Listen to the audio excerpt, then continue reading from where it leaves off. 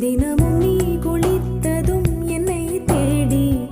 என் சேலை நுனியாலும் தலை துடைப்பாயே அது கவிதை திரு